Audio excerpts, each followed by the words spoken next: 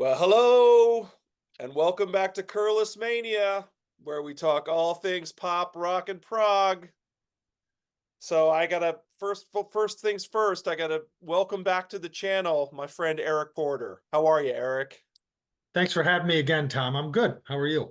I'm doing great, doing great. Like we said, better now. Work is over, and we are Yes, on a call, ready to talk about Steve Hackett. So things can't get much better than that. absolutely. So, well, you might remember we had Eric on for Jethro Tull battle with between Songs from the Wood and Heavy Horses, and now actually this is a viewer response or a viewer comment, I believe that was on that video, right? I agree. Yeah, I remember reading through that because I think I pinged you right away. I'm like, hey, if you don't have a partner, I want to do this one. So Yeah, it was great. I heard from Eric and I was like, oh yeah, absolutely. So this viewer said, hey, how about Steve Hackett, Spectral Mornings versus Defector, 1980. So 79 and 1980. So I mean, when he said that, I was psyched, and Eric was obviously as well. So we're like, all right, we're doing this one. absolutely. So here we are. And we are both I think it's fair to say we're both pretty big Steve Hackett fans. Indeed. So how so I got to ask real quick before I get into it, like a little brief history. What is your history with Steve Hackett's solo? Probably the way most people did. I mean, I got into Genesis in the mid 80s. The era of Steve and Peter Gabriel, and um, you kind of are building that core. You've got your Yes, you've got Kansas, you've got King Crimson. I picked up the Genesis and then realized, hey, this is the guitar player who, of course, I'm going to be excited about. And he's got, even at that time, a pretty extensive catalog in the mid 80s. So, of course, being a guitar guy, I said, I got to hear what he's doing on his own. And and I started with the 70s stuff and kind of went from there. But it really was just through my, Genesis, I would probably still to this day say is my favorite prog band. And I think a big chunk of that is owed to Steve and his guitar work. So I had to dive into the solo catalog. Yeah, absolutely. No, my journey was very similar. I'm same here. Genesis is my favorite prog band as well. And when you see when you become a fan, the thing about Genesis that's so cool is that you start digging through the bins, you're like, what? There's all this solo stuff. There's Mike Rutherford, there's Tony Banks, there's Steve Hackett, there's Peter Gabriel. It's like they all have solo careers as well, Absolutely. It's you know? and like you said, if you dive into all of it, that's a lot of music, That's a lot of music. Yeah, that's a lot. And Steve, I remember seeing Voyage of the Alkalite, and I was like intrigued because it's like such a cool cover. And Love the album cover. Yeah, yeah, so you're like, great. wow, this looks like it's gonna be good from the get-go. I don't even know. Before I was excited before I even heard a note. Um so so yeah, so let's jump. I'm just gonna jump into a very, very quick, gonna keep it real short, very quick Sure. history leading up to Steve Hackett's solo career. So we were just talking about Genesis. So they're touring Lamb Lies Down in 1974, and Peter Gabriel, as we all know, drops a bomb and says, I'm going to leave the band. Yep. And, I'm sure that when Steve heard that, he said, oh boy, oh man, is this band Well, going to continue? Right. think of that time frame, Tom. I mean, they put some great albums out in that short period, but Steve joined in what, 71? Yeah. And by 74, the lead guy's out. And you got to think in most cases, bands don't survive something like that. Yeah. So, Yeah, I mean, really, absolutely. I mean, he was the Mick Jagger of the band. I mean, it's like, and really, he was the focal point of the band. I mean, people would, the Enemy cover was Peter Gabriel, right? absolutely. He was the guy that dressed up. He was the guy that talked to the audience. He was like everyone was focused on Peter. Probably to the, obviously that caused some problems as well because everyone was so focused on him. But however, and also I think that he was the guy who went over to Steve's place when he was one of the guys that recruited Steve into the band. So I think Steve felt very close to Peter as well. So anyway, so Peter ends up leaving, and also just a side note, I think Steve said something like when they were playing in Los Angeles for the Lamb tour, he said, he said, "I was in heaven." He said, "We were playing great." He said, there was such a buzz around the band." He said, "I never wanted to be I was in the perfect band. Like this band is perfect." And so I'm sure that it was just a blow to like, "Oh my God, now he's leaving. Like, how is this happening?" So, so anyway, so Steve's worried that the band may fall apart. So after the tour, he books some time, some studio time, and jumps into a studio and records some ideas, I guess, that were maybe kicking around Genesis and maybe hadn't been used. Is that fair to say? Yeah, I'm thinking so because that voyage was 75, right? Or Mhm. was it 75, 76, 75. Yeah. Yep. 75. So yeah, I mean, that's some pretty quick work thinking that tour ended, Gabriel was gone, and he's ready to go with a solo record. So Yeah, he must have had ideas in the yeah, bag. for Exactly. sure. Right. Well, I So think too, band dynamics, correct me if I'm wrong. Apparently Tony wasn't the easy, or maybe it was a Steve Tony thing, but I think Steve always felt like Tony's not into my ideas. It's, and I think Tony did a lot of the music at that time, probably. yeah. Um, so I think, like you said, if your stuff isn't getting used and you're a writer, he's building up this material over the years. And, Genesis picked a few things here and there, but I don't think for the most part he was credited all that much with a ton of writing, a few contributions here and there, but Yeah, and I think it's very telling that, the one person from Genesis that's not on Voyage is Tony. yeah, Shocker. for sure. It's like Phil's on there, Mike's on there. Um, so anyway, so in the meantime, apparently this is timelines are kind of I don't know whether, but apparently during this time, the three Phil, Mike, and Tony are working up "Dance on a Volcano" Mhm. without Steve because he's working on his album. So, and stuff like that. Things for Trick of the Tail are getting worked up instrumentally. Steve wasn't there yet because he was finishing up his album. So, so Steve returns for Trick of the Tail, but he doesn't have a lot of ideas because you just used a lot of them up, right? So he's just kind of there, like, okay, the band's going to survive. We're going to make a record. Okay, great. But I don't have a lot of material. So I'm going to play on this album. And he plays brilliantly on that record. Mhm.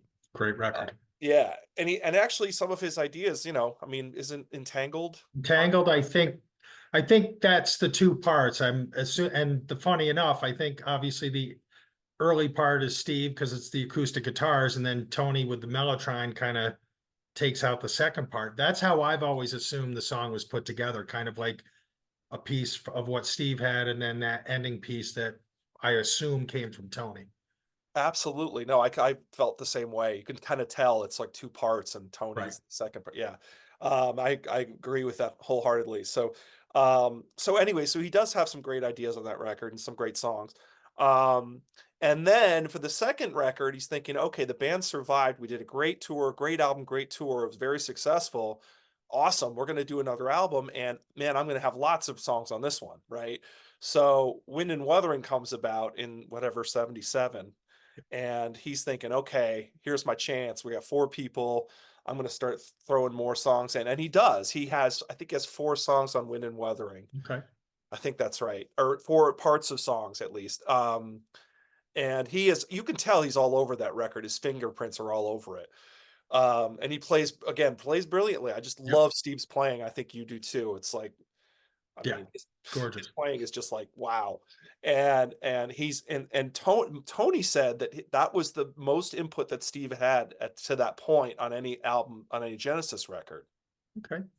Yeah, he always seemed to come across as a shy personality, and that's just from observation and seeing some interviews. And maybe by that point, he built up the confidence. He had those because I'm please don't touch. Was that after Wind and Wuthering, or is that Yes. right? Okay, so a little Yeah. bit after. But I mean, you think of all this material he's done, and now I just think he was building a ton of confidence that maybe he didn't have right out of the gate. Yes, because I think what happened was Voyage started selling. It sold way better than they thought. And it Okay. was actually doing fairly well. And he's like, "Wait a minute, I just made an album and it's doing pretty well." So I'm sure that was a huge confidence booster for him. Sure. And so now he's thinking, "Okay, you're gonna respect me a little bit more and like listen to my." And Tony is just the same way. I mean, Tony is a brilliant guy, but he's like, if he doesn't like it, it's not coming on. It's not going on the album. That's the impression I Exactly. get, right? Um, if Tony doesn't like the song, it's not going on. It isn't So going right. yeah, and so one thing that happened was he brought the idea for "Please Don't Touch" to Wind and Wuthering, and apparently, That's did right. you hear this story? Is That it Phil said something like, "I can't get behind that," or something, or okay? Because it was what Gorilla, right? Instead of Please Don't yes, Touch. Okay. exactly. Yes. And he was like, "What, Gorilla? Please don't touch? What?" He was not happy about that. Which I'm not hearing it. I would have the Please Don't Touch to me is the better tune, but who knows? Yeah, so there you go. So yeah, legit, it could be, very legit that he was not happy with that decision. Um, so he's feeling pretty aggrieved. I mean, even though he got a lot of input on Wind and Wuthering, he's not feeling good about it. He still feels constrained by the other members, or mostly, probably, let's be honest, probably mostly Tony. Um, and so then he decides during the mixing of Seconds Out, the live album that comes out after Wind and Wuthering, he just doesn't show up. He's like, all of a sudden they're like, "Where's Steve? He's not here." And I think there's a story where Phil saw him on the street and he said, "Hey man, I'm going to the studio. Get in the car." And he's like, "No, no, no, I'll meet you later." And he's like, "What? What do you Right. mean?" So he leaves, and making this too long. So he records, like we talked about, he goes and records "Please Don't Touch" as the next, yeah, as a first official album as a solo artist is Okay. "Please Don't Touch." And he brings in just a ton of guests, people from Kansas, Yes. Phil Ahart and Steve Walsh Steve sings on it. Walsh, Right. right? Yep. And who else? Uh, who's the guy from Woodstock? Richie Havens. Richie Havens, right. Yep. Yeah. I Um, mean, and it's a pretty different it's diverse, but it's a different sounding record than Voyage completely.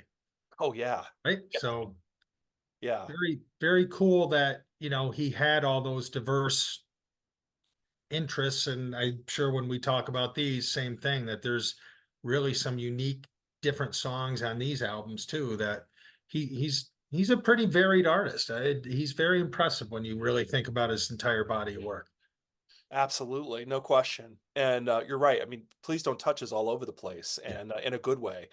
And but he does that record, and he's very proud of it. And which he should be. And he says, "I want to tour now. So I've got 2 albums under my belt, so I want to tour now. So I have to." So he's like, "I need a band to tour." So he finds a band, and he has a full time band, and they go on tour to behind "Please Don't Touch" and "Voyage of the Alkalite." And it's a very successful tour.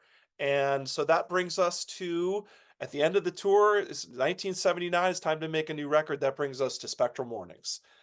So I'm going to hand it over to Eric now, and to get his impressions of 1979 Spectral Mornings. Well, I think you made it, you made the point, and I was gonna make it. Um, he had a band, and I think that made a big difference on these two records. Because if I'm not mistaken, it's the same lineup for both Spectral Mornings and Defector. Um, I don't know. I hear a difference. They're both more cohesive listens, I think. Um, and I'll say this hesitantly because I love Steve Hackett. Having Pete Hicks do a lot of the singing to me makes a big difference. I don't think Steve has the strongest voice. Um, and I think he alluded to more of a confidence thing at that point, that he'd never really come out and sing. So, or sang, that much. So that to me made a big difference. But, I've got to say that Spectral Mornings, I don't remember the order that I bought these, but I think we talked about this with Tull. What a 4 album run, right? You've got Yeah, yeah. Voyage, Please Don't Touch. I mean, this guy was, the ideas were coming out of him. And I believe this was 79. Mhm. Um, and I gotta say this, Every Day kicks off the record. To me, and this I'll include Firth of Fifth and things he did with Genesis. It might be my favorite solo of his. the ending of Every Day. Many people say that, and I agree. Okay. It's awesome. It's Um, awesome. it gives me shivers. I Yeah. just love it. I mean, I've seen him.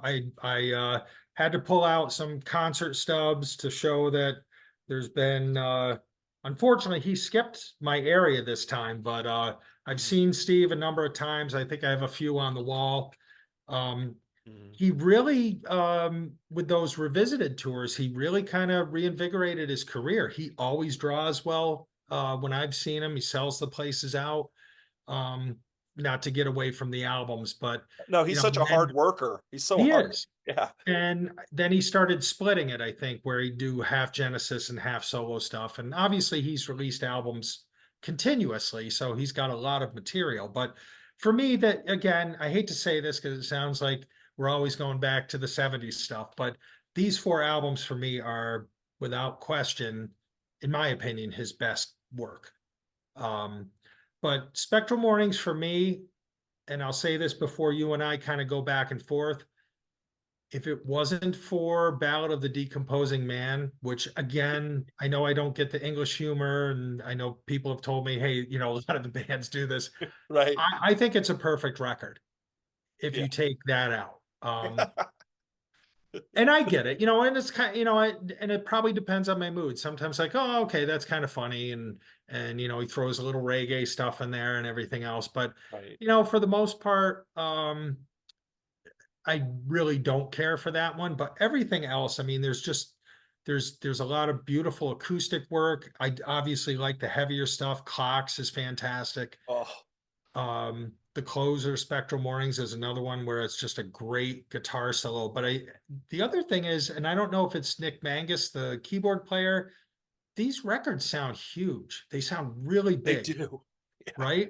yeah. And you can hear it doesn't have the same effect, I think, in your stereo, but when you see them live and they're using the bass pedals on some of these tunes and they just the rumble you get from those, like Clocks, where you've got that I don't know, just absolutely just terrific stuff. I mean, and I do like his acoustic work a lot. So I kind of like the Yes. way the record gets broken up.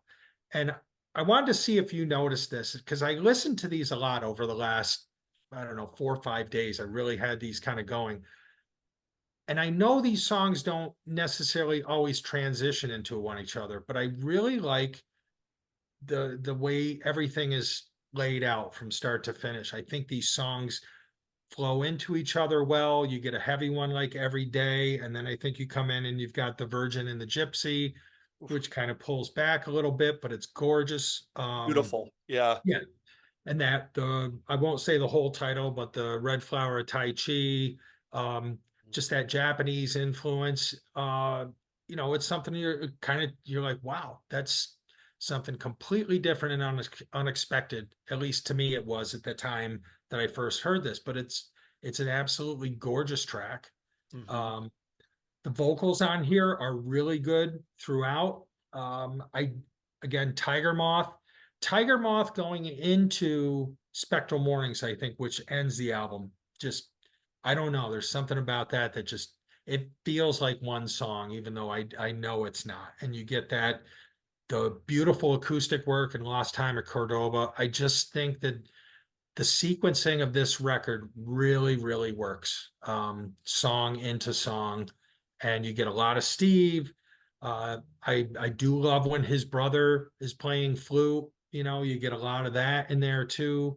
Nick Mangus, I love his keyboard sounds, and I know again I don't want to say pre-digital because maybe there were a few digital boards, but these are those old keyboards, and they sound really good to me.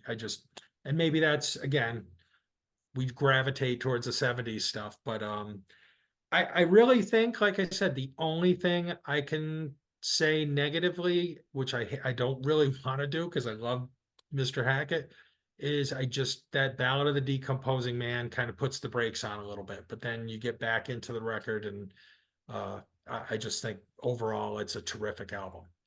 Yeah. Yeah. No, I couldn't agree more. I I mean, I think that's everybody. Everyone Is says it okay? everyone, I mean, at least from what I've heard from people that talk about this album, it always comes up that, oh yeah, except for the Ballad of the Decomposing Man. And it's like, well, it's sort of the jokey track of the album, and Yeah. like you said, it's like, I don't know if the Americans as Americans, we get it as much. We're like, "I don't really get the joke," but I guess he's just fooling around and having some fun. Um, And these albums, and the contrast. I'm interested on your point. I feel like Spectral Mornings is a bit more of an uplifting record. mhm. Defector's a little darker. I mean, Oh, Defector yeah. definitely Totally. has some upbeat stuff, but I guess that's where I miss something because I'll listen to Zappa and some of it annoys me with the humor, and some of it I'm like, okay, I can let that pass. So I think I got to get over that, Tom, with I guess I get why they do that. These are, most of the music is very serious and big and lush, and to throw something in like that, I guess the contrast is kind of cool, but it Mhm. just doesn't work for me. It Well, when misses. I was talking to, Scott Lade about ELP, they always have, like, some, like, jokey tracks here and there Yes. too, and I called them, this is my theory, this is, I don't know if it's true, it's my theory, is, like, it's sort of like the letting off steam track where, like, you've been working on a solo, on Spectral Mornings for 4 hours, and you're burnt out, and you're like, "Okay, let's have some, like, let's just let loose and have some fun," Right. and that's what it kinda feels like to me a little bit. And they thought, "Oh," and they're in the studio and they're laughing like, "Isn't this hilarious?" And they're like, "Oh, we got this, gotta put this on the album." Right. And it's like, okay, but like you said, everything else is so perfect. It's like that's the only thing that's not sheer perfection on the record. Agreed. Um, but so, but like you said, I mean, it's not like it's super offending. It's just like not great, you Yeah. know? Absolutely. Um, and it shows that he's got a sense of humor, and I think it's important to him. So, but I'm not going to go through every song, but I'm just going to kind of hit the highlights like you did. As far as, I mean, the everyday solo is just like, I mean, just to repeat what you're saying, it's just, oh my god, it's unbelievable. And that's when Doesn't you're get like, better. wow, do I love Steve Hackett. Just he just goes off, he just goes off. I think in my notes I have "so great" in exclamation point in like capital letters, I said super melodic guitar runs, extremely reminiscent of 70s Genesis. I mean, I think that's part of this stuff. You're like, wow, that could have been on a Genesis record. That could have been on a Genesis album, all over this record. Um, and every day is just a great, like you said, great vocal as well. I mean, Pete Hicks is really doing an amazing job on vocals on this record. Agree. There's a lot of stuff that's almost CSN like, there's a lot of like Yeah. block harmonies. Like Virgin and Gypsy has those block harmonies. Um, and I loved John Hackett's work too. I mean, all his flute work, Yeah. just fantastic. Um, and Clocks. I mean, come on, Clocks is like unreal. And I have to mention John Shearer on drums. I mean, he is really well, talk about an underrated drummer. Nobody talks about him, but man, these two albums, he's just kicking butt. Yeah, he's great. And that little, I don't even know if you'd call it a solo, but he gets that little drum thing going at the end of Clocks. And I mean, it Yeah. just sounds thunderous, doesn't it? It's like, He- yeah. I, yeah, I don't know if he do know anything else about him because I'm sure he worked with other people, but I got the impression that he was more of a studio guy than hooking up with a lot of artists or touring or something like that. yeah. That's kind of the I don't impression I know. got. Yeah, I don't know. It's a good question. I've never heard of him doing stuff outside of this is where I Okay. know him from. So, Right. like you said, he must have done stuff before this, but to bring to Steve's attention. He must have been in Right. some other band or something.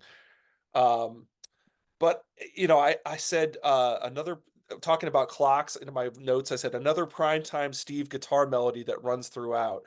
John Shearer killing it on drums, and I guess Steve said something about with that drum thing at the end. It's kind of like elephants kind of stomping somebody. Right. That's what it kind of Exactly. sounds like. And what my note, what I said was, this is what I thought when I was listening back to it. I thought it's very Genesis, and I said I think Tony Banks would have liked this. Um, like it's almost like I wonder if Tony was listening to these albums going, because he said something to the effect of later years. He said Steve was the guy who was also into weird ideas like I was. So in other words, Mike and Tony were more commercial oriented or Okay. minded, whereas Steve would be into doing weird stuff. And so you wonder, you can almost picture Tony listening to something like Clocks and going, "Oh, that's pretty cool," Yeah. you know? You know, that kind of makes sense. And especially hearing Voyage. Voyage is a strange record. Good. I wouldn't take anything. I love that record, but there's a lot of like all of a sudden, I mean, it's coming at you and then just goes completely sideways. Yes, yes. It's in a great way, but it's just kind of it's like an offbeat record, kind of, Yeah, right? like Tower Struck Down. Yeah. Yeah, where isn't there a Tower Struck Down in the middle of this, all of a sudden, somebody coughing? Yeah. It's like, Right. And then it goes into something yeah, completely different, right? right. It's crazy. Yeah. So it's a bizarre record, you're right, but it's great bizarre, Yeah, exactly. So yeah, and then the side 2, like you're saying, side 2 is just immaculate. I mean, the beautiful, I love his nylon acoustic work, Lost Time in Cordoba. Um, I forgot how much I like Tiger Moth. Yeah. I forgot that Yep. that's so I love that. It's so It's cool. it's great. You know? It's just such a great Steve moment. And then, of course, Spectral Mornings, what can you say? I mean, it's like it is that lead guitar is like Steve is like when you think Steve Hackett, I think Spectral Mornings, you know, riff and solo, you Right. know. Yeah, it's great. I mean, you kind of put everything along the same line I did. I think. I mean, Yeah. it's I it's funny because sometimes you'll listen to a record and you'll say the diversity isn't the strength of it. And I think in this one, it is the strength in it. Mhm. It's not all in your face. It's not, there's a lot of the acoustic stuff, his brother, but everything just seems to work perfect Yeah. for me. Yeah, like everything works. It's a great way Yes. to say it. It's like everything on this album hits. Like you're like, okay, that works. Okay, that works. That works. There's nothing there except for the ballad. That's the only thing, and you're like, okay, yeah. And like you said, I have a love hate for jokey songs too. Like it just in general. So Yeah, it's hard to figure out why sometimes it works and sometimes it doesn't. yeah, Who yeah. knows? It's just like you laugh at one joke and you don't laugh at another. It's like Right. who knows why. So yeah, so that's and also last thing I'm going to say is John Aycock, I think is how you say his name. Uh, Okay. Yep. helped produce the record. And it just like you mentioned how great it sounds. It just sounds so good, Yeah. and it sounds like a band playing in a room, Yep. which is probably what it is. It could have been. Yeah, absolutely could have you been. know and I love that. That just gets me. I love when it sounds like a band. So yeah, that's Spectral Mornings 1979. I think we've hit a lot of points here. I think it's just unreal. A great cover too, great Yeah. cover. Yeah. Great. His wife at the time, right? Kim Poor, she did all his album covers, I think. And I don't know. Yeah, it's a beautiful, I've got it on my wall, so I couldn't bring the record down, but uh yeah, just a beautiful painting. She did some great work. I really like her stuff. Oh, absolutely. And it's kind of like a theme going throughout his albums in the 70s is all the Yep, artwork as well. absolutely. So yeah, so let's talk a little bit now about Defector, which basically is the second album that he did, like you said, with his band, his touring band, Yep. in 1980, and this is also on Chrysalis for in the U.S. Um, and this one feels like a little bit. You already mentioned a little bit, but it feels a little bit like a left turn from Spectral Mornings, and into the darker, maybe a little bit darker. Yes. So Yeah, and I've always felt that with this. And again, there's a few songs that don't necessarily reflect that, but overall, I think it is a darker album than Spectral Mornings. yeah, yeah, absolutely. Like mine, the corner got cut out. I don't know what happened there, but anyway, I'm still happy with the condition of this album. Yeah. So You look at have that the album. That's all that matters, right? cool artwork too. Again, Yeah, absolutely. you know, Yeah, the album's definitely better for the artwork too. Plus, I have this compact price in the corner, which kind yeah, of removes kind of takes away annoying, some of the artwork, right? sort of annoying. But is that the reissue, Eric? No, I have the reissue of Spectral Mornings. I don't have the reissue of Defector. I So gotta get it. I gotta get I don't have either of them. I gotta buy them because just because of all the extra stuff on there. yeah, there's some nice live stuff, and I think there's a couple alternate studio takes and stuff. So at least Yeah. Spectral Mornings was put together that way. I actually haven't looked to see what they have on Defector as kind of the bonus stuff. So I really should take a look at Oh, that too. it's a lot. There's a lot of Is it. it? Okay, A cool. lot of live stuff. But this I got to mention before I forget, and that is this went to number 9 in the UK. That was Uh, it was his highest charting album. yeah, well, I did a discography search and it came to Wikipedia, and I'm always like, oh, do I trust it? But that really surprised me that this one was his only top 10, I think, in the UK, right? And Yep. his obviously his highest charting record ever. Yeah. Yep. So what are your general feelings when you think about Defector? What comes to mind? I mean, you mentioned the darkness. Yep. How do you how is that how does that come out in the music? What do you A feel? little darker. I think his brother has more of a presence here. I think Mm. John's flute work kind of comes out a little more than on Spectral Mornings. I mean, he's obviously on that record. Um, but like I think that the first three are absolutely great out of the gate. Like the steps, Yes. Yes. this is a bad comparison, but it's that slow brooding like a cashmere. Not that it sounds anything like cashmere, but it's just got that. If you listen to the drums, it's just this plodding, just steady drum beat, but the melody that's put together, I think the guitar, the flute, and the keyboard play the melody at certain times. It's just, to me, I love that song. And So great. then you get the Time to Get Out, which completely changed his course, almost a poppy uh, melody. I mean, the melody is great. That's one that just sticks in my head. If someone said, "Hey, sing that to me," I could probably. That's one you could pull out at any time. And not to say it's a pop song because there's a great guitar solo in it. But it's such a catchy melody. The chorus, the verses, and I think you've got the multiple vocals in those too. It's not Yeah. just. So I really like the way that's done. Yeah. And then you Time go to get right. out while you can. It just sticks in your head. It Yeah. sticks in your head. And then slogans, that's another one that just I love that tune. Uh, and I think probably those three, and then is it the show? The second to last song is Yep. those are probably my favorites on the record. And those tend to be the more upbeat songs. Uh, Yeah.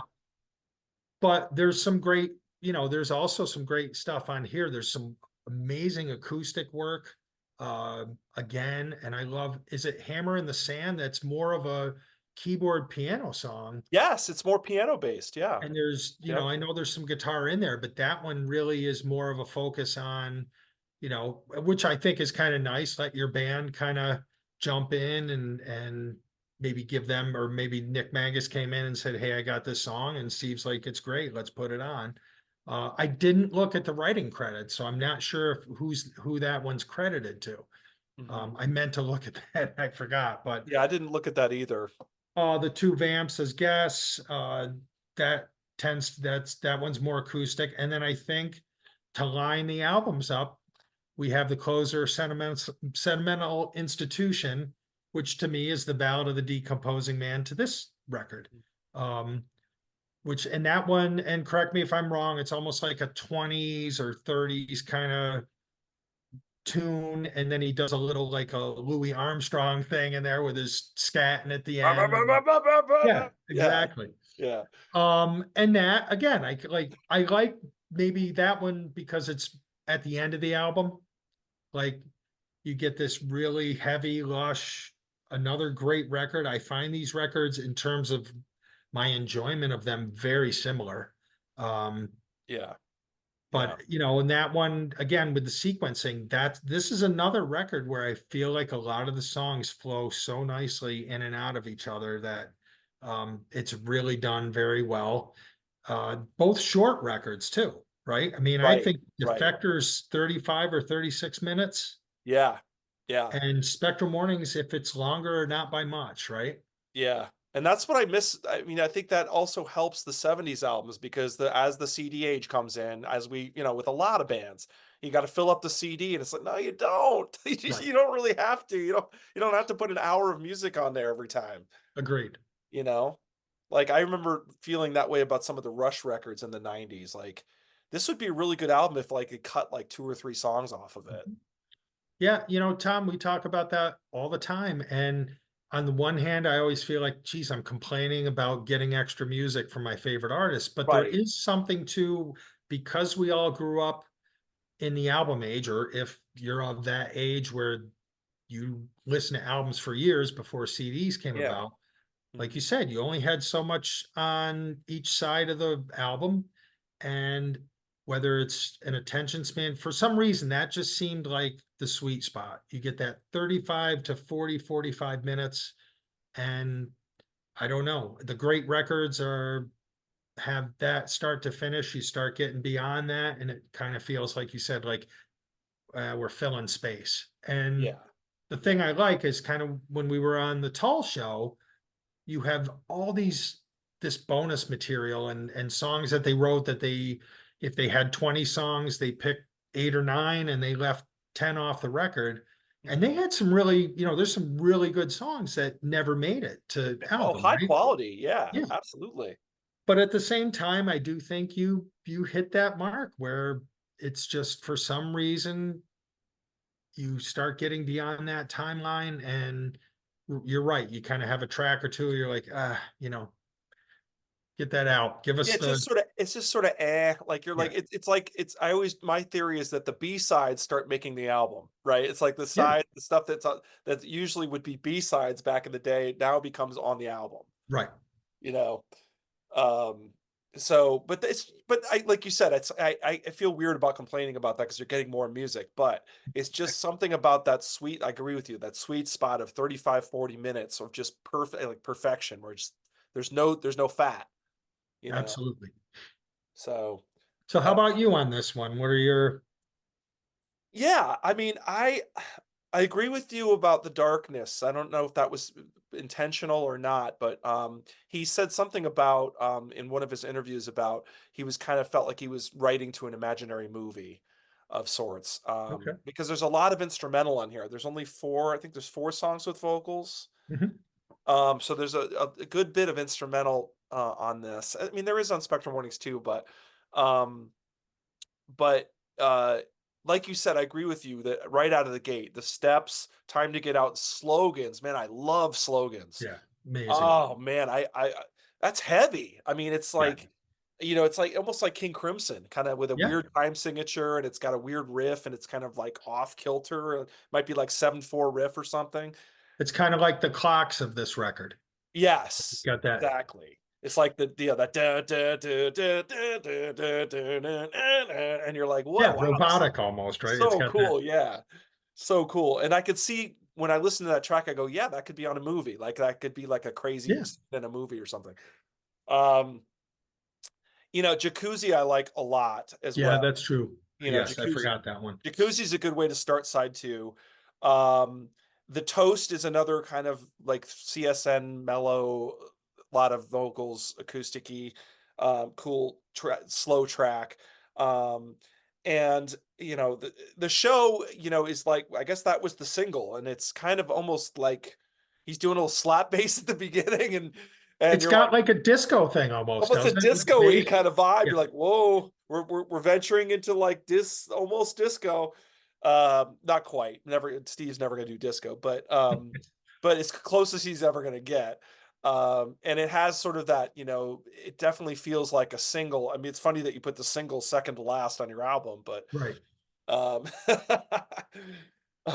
kind of strange, but, and then, like you said, the ends with the sort of jokey song again, so, um, yeah, I mean, it's a solid album. I mean, like you said, again, it's another band album, so it really has that feel again, and not to be repeated, right? Because the next album is Cured, and And where he basically he can't afford the band anymore, and from what I understood, and then it's a drum machine with Nick, right? And Yeah, yeah, that I think that period, because I think you mentioned the Defector charting at number 9. I think Cured and Highly Strung still charted, but probably based on the strength, we didn't have iTunes and all that stuff. So if you're a Hackett fan, of course you're gonna go buy those records, right? yes, To me, those are pretty low points in his career, which is surprising when you had that strong of a first four. To me, it kind of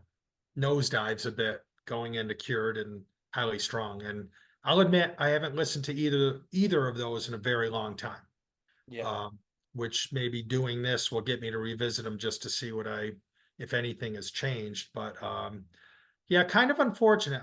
I just don't remember really enjoying either one of those. And I know the 80s was kind of tough for him.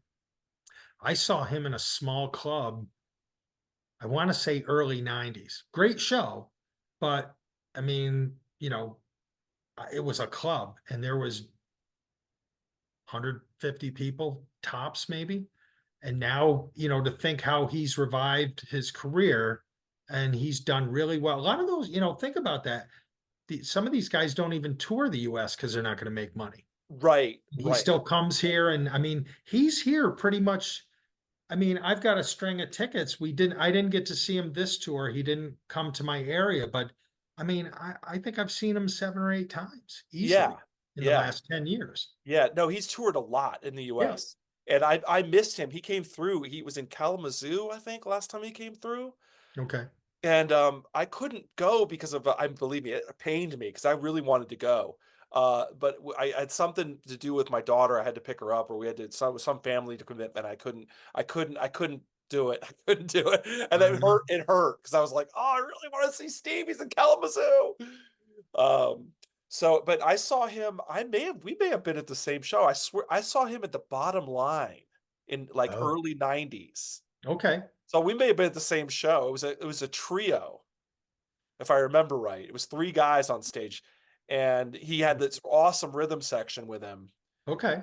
and I I wish I think had a I memory of the band, Tom. I I don't even I I don't think even it know was if I I remember the think it was band. the Bottom Line. I'm not Okay. positive. I think it was. That would make sense. You're gonna hit the city, um, especially, right? I mean, if he is touring the States, you're hitting the bigger, uh, markets, I suppose. So you're gonna play in New York City, and I know he's big. This will sound funny probably to people who are thinking New York City. I think he's huge, like in Western New York, like Buffalo. I mean, I know even in his down years, he drew really well in certain areas, and that's one of them. That's a big Prague area too, I believe. It Um, is, it is. yeah. Yeah, this kind of music generally, it's funny because I live in Michigan now, and like when I was in New Jersey, I mean, it was like this was people listen to this. I mean, it was heavy. People are really into Genesis and Hackett, and it's like it's like you come here and people are like, "Who?" It's like they don't know what you're Right, talking about. exactly. Yeah. So, but yeah, you're right. That's the one thing I agree with you. It's so great that he tours, and he's such a hard worker, and he's such a cool dude. He's such a great guy. Well, I think You know? about too the guys he's had in his band, and I'm sorry that I'm forgetting the guy's name, but he played bass with him on a tour or two, and now he's playing with like ELO, and this guy's like made some, and I can't think of his name for the life of me. Nick Beggs played bass with him, I think, on one tour, Yep. maybe two. So he's had some really good guys come through his band. Oh yeah, Ian Mosley from Mosley, Marillion. that's right, Yep. Mosley. And Mosley, I think, played with him in that 80s period before Marillion, He right? did. He did. So it was Yeah. kind of, maybe not his best period, but obviously I'm sure he was playing the 70s stuff. But I think you're right. He was with Hackett right before he got in Marillion. Yep. Yep. So I think it was the Highly Strung tour. I think. Okay, that makes sense. Yep. Yeah. So, but yeah, no, so yeah, Steve is just, I mean, these records really highlight, and it's kind of like you said, the end of an era. Those first 4 albums are kind of like an era for me, and then it Yeah. kind of switches and into a different era, which good for him. He stayed with it. He didn't quit. He didn't stop. He kept at it. He didn't even during tough times. He kept continued. He never stopped. Right. And he had a lot of the I think in between, like after Highly Strung, I want to say, was it like Bay of Kings? He did a complete like classical acoustic record. Love Bay of Um, Kings. Oh, so yeah. you know, he kept putting out music, like you said, working at it, and you just have to say, you know, it's amazing this far out. He still looks like he's enjoying himself out there. And obviously still putting out. He's had how many albums? And I know that the new one is it Circus and the Whale, Yeah. which I haven't picked it up yet. So bad fan, but I haven't gotten that one. But I mean, he's had a very cyclical album tour, and it's great to see that these guys still are creative and they're enjoying playing on the stage. I mean, he's got to be 70, right? If he's not Yeah, he's got to be in his close 70s, to right? it. I think So he's 74, I want to is say. he 74? I want Okay. to say. So, you know, to get out there, that's not easy to Oh, do a world tour because, you know, he's playing in the UK. He's coming here. I don't know where else he's going, but, you know, that's a lot. no, it's absolutely. I give him huge props for that. Huge. And may he continue playing for a long time to Yes. come. So, Let's hope. um, so yeah, so we come to that time in the episode now where we have to, if we're gonna take these two records from Spectral Mornings from 1979, which we discussed, and Defector from 1980, both excellent records in their own way. Indeed. Which if I'm gonna force you to pick one, which one are you gonna go with? Well, I'm gonna go with Spectral Mornings. Okay. But I think Tom doing this again, and you know, I have to say, I do revisit at least his earlier stuff quite often. Um, I was surprised by two things. I was surprised when listening to them as to compare the two, how close I thought they actually were, because I think I always had thought as of Defector, and I even had gone out. I don't know if you know that site, Rate Your Music. Have you ever gone out there and people, you know, and it's got tons of reviews and people just go out and rate their, it's kind of like a place where you can have your record collection inventoried and then you kind of rate the albums. And Defector was marginally lower than Spectral Mornings. And after listening to these two, I mean, if I said this about the Tall, you know, I'm sorry if it's being wishy-washy, but I'm surprised how close I thought these were to each other in terms of quality. There's Yeah. not much that separates them. No, I agree with you. I mean, because what I tend to do is on these battles, I tend to listen to the one that in my mind, I'm already going, that one's going to win. So I listen to the one that I think is the runner up more to try to just like, okay, I'm to make sure that absolutely sure. Right. And for me, of course, that was Defector. I listened to Defector a lot this week, and getting running up to this. And you're right. It's like, wow, I do love this record. It's really good. But Spectrum Mornings is the winner. It wins for me as well. It's just so good because the highs on this record are just so high. That's it. I think that's Yeah, what it is. If you're going to pick a couple of the big ones, I think those put it over the top for sure. yeah. Like you mentioned, the everyday solo, the title track solo. It's just yeah. It's like you said. It's almost like for the fifth Yeah, level. I think it is. I'd put it Mhm. right there with it. Yeah, And that's in lofty company because it's Firth that's Firth very lofty. That's Firth way up there, is man. yeah. I mean, isn't that if someone said to you, "Play me the best uh, Genesis song with a Steve Hackett solo," that's 90 people out of 100 are going to hand Firth or Fifth over, right? Not that he Yeah, didn't do other amazing stuff with them, but that's usually what comes to your mind first and yeah. foremost. Yeah, I always point out too the hogweed Oh tapping. yeah, the It's like tapping. Yep, because he always Steve always like subtly mentions I was tapping in 1971. right. And he It's did the so pick, true. I think, right? He used his pick to tap. Yes, So yes, but it's a very very reminiscent of like the Van Halen tapping. It's absolutely, yeah, absolutely. pretty cool. The giant hogweed man. I love Nursery Crime man. That's like It's one of my favorites. I love a that album. great record for Yeah, sure. love it. Um, all right, well, I think that's a good place to wrap it up, right? So Okay, yeah, I don't know what else we can say about Steve Hackett. We really covered a lot of ground tonight or today yeah. or this afternoon or this morning. I always can't timestamp it could be anytime we're watching this. So, so I appreciate thank you, Eric. Thanks for coming on Thanks for having me. I've back on the really channel. You enjoyed must doing have it. enjoyed it last times you came back, so. Yeah, I was chasing you down for this one. So, so thanks again, Eric, and I hope you guys enjoyed the episode. Please, like and subscribe if you can. It helps the channel, so I gotta bring that up. And please keep watching, and we will see you next time on Curless Mania.